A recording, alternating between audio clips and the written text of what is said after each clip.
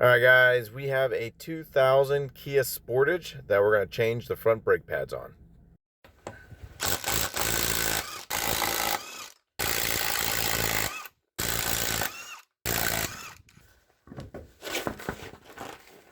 Once you have the vehicle up in the air on some jack stands, remove that wheel, and now we can turn the steering wheel a little bit to give us a little more access back to these two caliper bolts.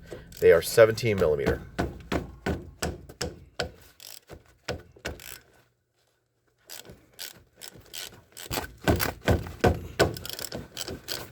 These things can get stuck in there. They are the sliders as well. So when you do put them back in, make sure they are lubed up. We're going to use this big C-clamp just to compress the piston in a little bit more. Sometimes you can push them all the way in if you want, but I just like to do it a little bit and then later I'll put the pad in and you'll see it. But once that's pushed in, the piston's back a little bit, it'll slide right off. These pads are kind of rusted in there, so it took a little bit of force, but we did get these pads out.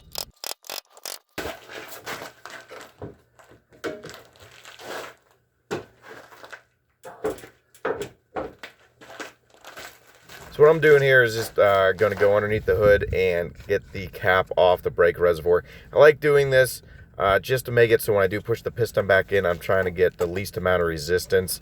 And so right here you'll see that I'm putting the old brake pad in, using the C-clamp again, tightening it down, getting that piston to push all the way back in, and then all that fluid is going to be up in the reservoir. Key point here is take your time and clean all these up.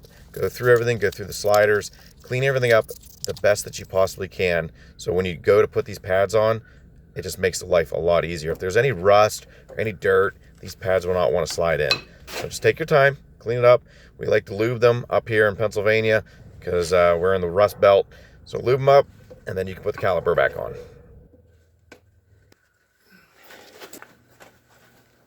Since that piston is all the way back, this caliper should fit right over top of the pads. Now, if it doesn't, we need to look and make sure the pads are in there correctly. Make sure that piston's all the way back. If it's not, just kind of go over it again and double check your work. Now, these bolts have the sliders on, like with them, so make sure you lube those up before you install them, and then tighten those bolts right up. Give that thing a spin a few times, make sure nothing's locked up. We're good to go. Now here you can see once you have those pistons pushed all the way back, that fluid level goes right back up to full.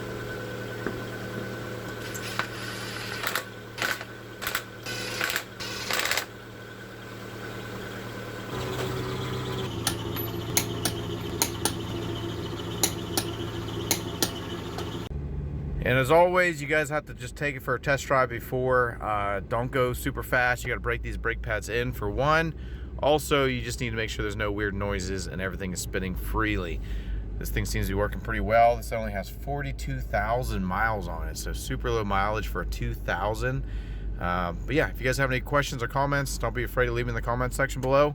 As always, God bless.